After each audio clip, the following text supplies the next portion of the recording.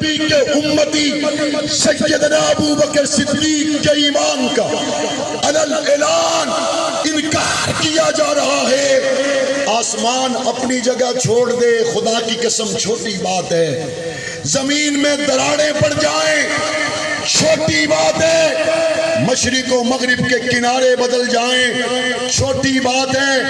اگر ابو بکر مسلمان نہیں تو دنیا میں کوئی مسلمان نہیں ہے۔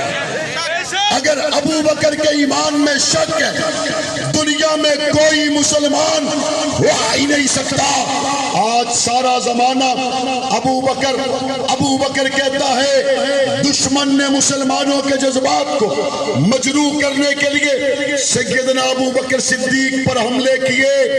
ارباب اقتدار سمجھنا ہوگا یہ ابو بکر صدیق کی صحابیت پر حملہ پاکستان کی بنیادوں پر حملہ ہے۔ ابو بکر صدیق کلمے کا نبی کی نبوت کا گواہ ہے، امت میں کلمے کا بانی ہے، اور کلمے کے نام پر بننے والے ملک میں ابو بکر صدیق کی توہین ہو تو بتاؤ یہ پاکستان کی بنیادوں پر حملہ ہے یا نہیں ہے؟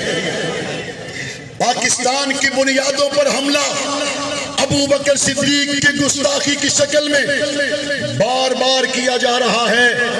حکمرانوں تم کرسیاں بچانے میں لگے ہو، تم کرسیاں بچانے میں لگے ہو، بلدیاتی انتخابات کی فکر میں لگے ہو۔ آنے والے حکمران اپنی تیاریاں کرنا چاہتے ہیں، جانے والے اپنی کرسیاں دیکھتے ہیں۔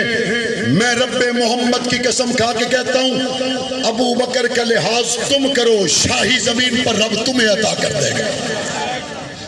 اور اگر ابو بکر کی حرمت کا لحاظ نہ کیا گیا تو پھر پیچھے بات رہ کوئی نہیں جاتی، اور ہم نکلے اس وجہ سے ہیں قیامت کے دن کوثر پہ ابو بکر محمد کریم کے دربار میں یہ نہ کہہ دے یا رسول اللہ۔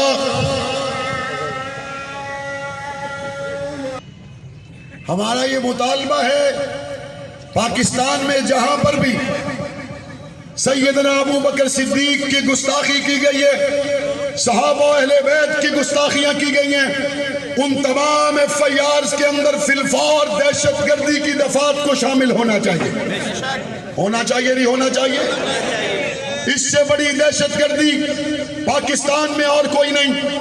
اگر کوئی گولی چلاتا ہے دہشت گرد ہے، بم چلاتا ہے دہشت گرد ہے۔ گولی چلانے والا ایک بندے کے سینے کو زخمی کرتا ہے، ابو بکر صدیق کو گالی دینے والا ایک بندے کے سینے کو نہیں، پاکستان کے 22 کروڑ مسلمانوں کے سینوں کو زخمی کرتا ہے۔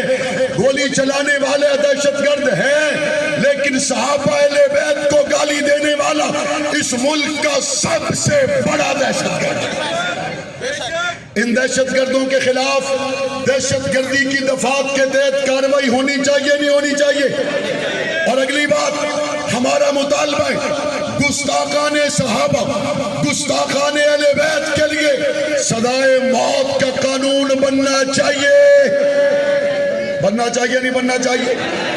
اور اس سے اگلی بات ہم یہ سمجھتے ہیں پاکستان کے اندر مسلسل کی جانے والی گستاخیوں کے پیچھے بیرونی ہاتھ ملوث ہو سکتا ہے۔ اس ملک کے اندر افراتفری پھیلانے کی اور اس ملک کو شام اور عراق بنانے کی، یمن بنانے کی سازش ہو سکتی ہے۔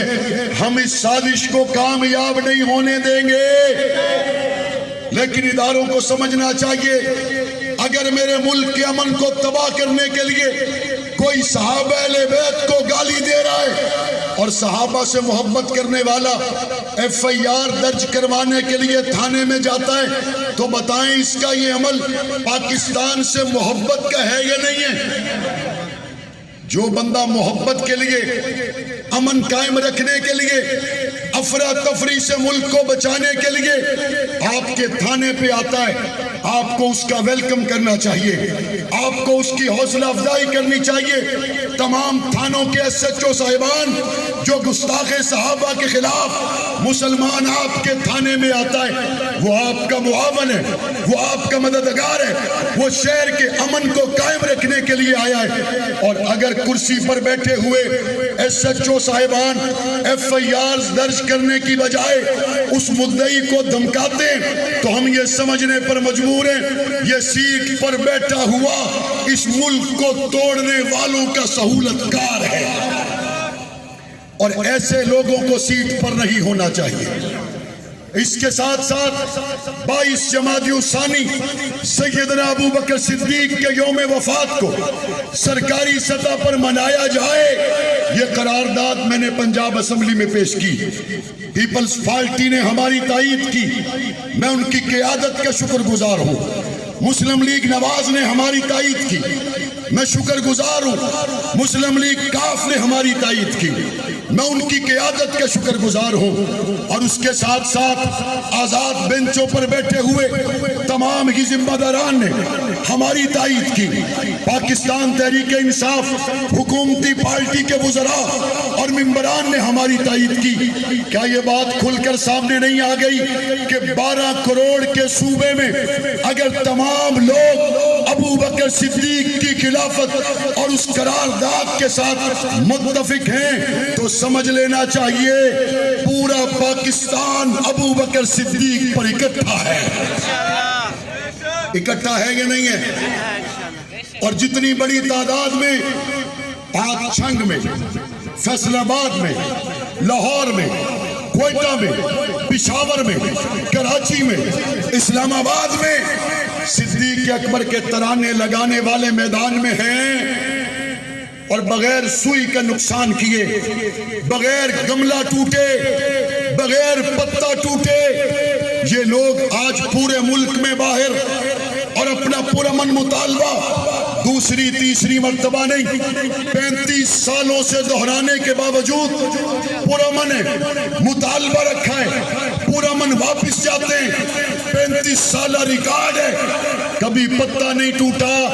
ایسے پرامن لوگوں سے فی الفور پابندی کو ہٹانا چاہیے، ہٹانا چاہیے، نہیں ہٹانا چاہیے۔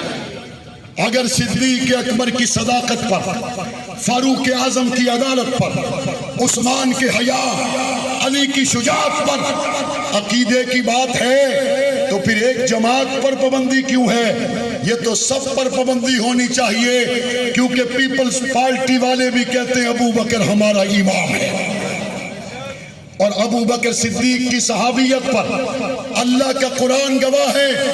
فقہ حنفی، شافی، حنبلی، مالکی، بریلوی، دیوبندی، اہل حدیث، تاجر، سرکاری غیر سرکاری نوکری کرنے والا ابو بکر صدیق کو ایمان کا حصہ سمجھتا ہے۔ تمام مسلمانوں کا ایمانی مطالبہ آج سڑکوں پر 35ویں مرتبہ دہرایا جا رہا ہے۔ سیدنا ابو بکر صدیق اور تمام خلفاء کے یوم سرکاری سطح پر تعطیل کا اعلان کر کے منائے جانے چاہیے یا نہیں؟ اس کے لیے آپ ساتھ ہیں اور انشاءاللہ ساتھ رہیں گے۔ اور آج جب 22 جمادی الثانی یوم ابو بکر صدیق کا یوم وفات ہے، ہمارا بھائی، ہمارا بزرگ جس کا نام شوکت، جس کا تعلق جنگ سٹی سے 28 سال 6 مہینے صحابہ اہل بیت کی محبت میں قید و بند کی صعوبتیں برداشت کرنے والا آج ابو بکر صدیق کے یوم وفات والے دن انتقال کر چکا ہے۔ تیری 28 سال 6 مہینے کی قربانی کو سلام ہو۔ تجھے دن وہ وفات کا ملا جس دن ابو بکر صدیق کی وفات ہوئی۔ تیری 28 سال کی کال کوٹڑیوں کی دعائیں، نمازیں، روزے، عبادات کو اللہ نے پسند کیا، نسبت ابو بکر صدیق کے یوم وفات والی عطا ہو گئی۔ اللہ بروز محشر ہمارے اس بھائی بزرگ کو ابو بکر صدیق کے قدموں میں جگہ عطا کرے۔ ان کے راستے میں روڑے نہ اٹکاؤ، ان 29 سال 4 مہینے 10 دن کے بعد رہا ہو کر آنے والا سرور کیا کہہ رہا ہے؟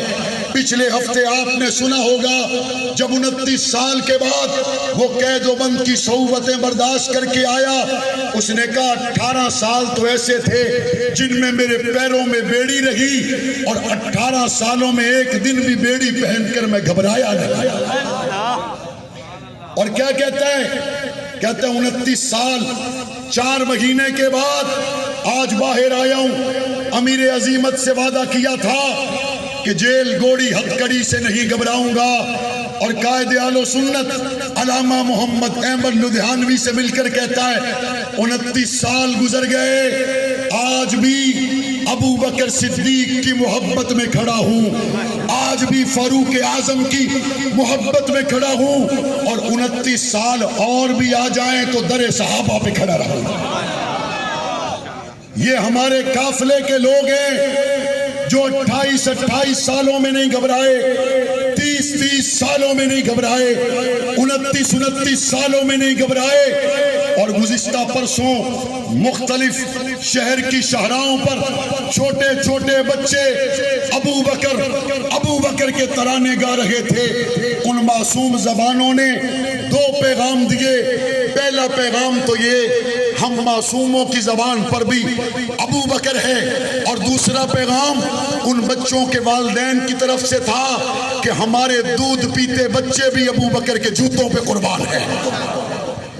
آج میں دیکھ رہا ہوں یہاں پر کچھ ایسے لوگ بھی ہیں جنہوں نے بچوں کو گود میں اٹھایا، یہاں پر ایسے لوگ بھی ہیں جن کی داڑیاں سفید ہو چکی، ایسے لوگ بھی ہیں جو امیر عظیمت کے ساتھی ہیں، ایسے لوگ بھی ہیں جنہوں نے آنکھ کھولی، اس قافلے کے راستے میں روڑے اٹکائے جا رہے تھے۔ اغیار کی مان کر چلنے والوں، ابو بکر کہتے ہی اس کو ہے جو کسی رکاوٹ سے رکتا نہیں ہے۔ ہم نے اس پرامن اور پرعزم قافلے کو آگے بڑھاتے ہوئے اپنے ملک میں بدامنی نہیں، امن کی فضا کو قائم رکھتے ہوئے ایک دن منزل تک پہنچنا ہے انشاءاللہ۔ پہنچیں گے انشاءاللہ، بلند آواز سے بتائیں پہنچیں گے انشاءاللہ۔ میں تو انہوں دساں جنازہ ہمارے اسیر ناموس صحابہ محمد شوکت کا نماز عشاء کے بعد ہے، آپ اس میں ضرور شرکت کریں۔ جنگ سٹی میں نماز عشاء کے بعد جنازہ ہوگا، اور میں اس کے ساتھ آپ کو یہ کہوں، یہ منہ میں جو زبان ہے اور گھر میں رکھا ہوا جو مال ہے اور یہ جو دونوں ہاتھوں کی طاقت ہے، اگر مصلح کے وارث ابو بکر کے لیے خرچ نہیں ہونی تو پھر اور اس کا کرنا کیا ہے؟ مصطفیٰ کے ہم سفر۔ میں نہیں سمجھتا کہ کسی کا ہاتھ نیچے رہ سکتا ہے۔ مصطفیٰ کے ہم سفر، مصطفیٰ کے ہم سفر، مصطفیٰ کے ہم سفر ہے چرچ جس کے عرش پر، لگے گا نعرہ فرش پر، خلیفہ بلا فصل، خلیفہ بلا فصل، خلیفہ بلا فصل۔ اسی طرح ہاتھ اٹھاتے ہوئے اگر گستاخ صدیق اکبر کے لیے سزائے موت کا قانون بنانے کے لیے اسلام آباد جانا پڑا تو تیار رہو گے؟ اسلام آباد جانا پڑا تو تیار رہو گے؟ لاہور جانا پڑا تو تیار رہو گے؟ ابو بکر کہتے رہو گے؟ ختم نبوت زندہ باد کہتے رہو گے؟ صحابہ زندہ باد کہتے رہو گے؟ پاکستان زندہ باد کہتے رہو گے؟ تو پھر ذرا کہہ کے بتاؤ، تاجدار ختم نبوت، تاجدار ختم نبوت، تاجدار ختم نبوت،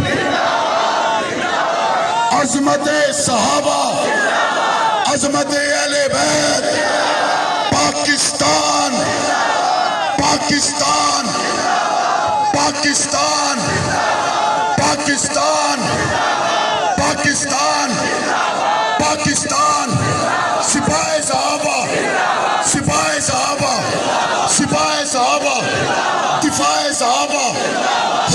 صحابہ، عظمت صحابہ، غلامان صحابہ. اللہ تعالی ہم سب کا حامی ناصر ہو. ربنا تقبل منا انک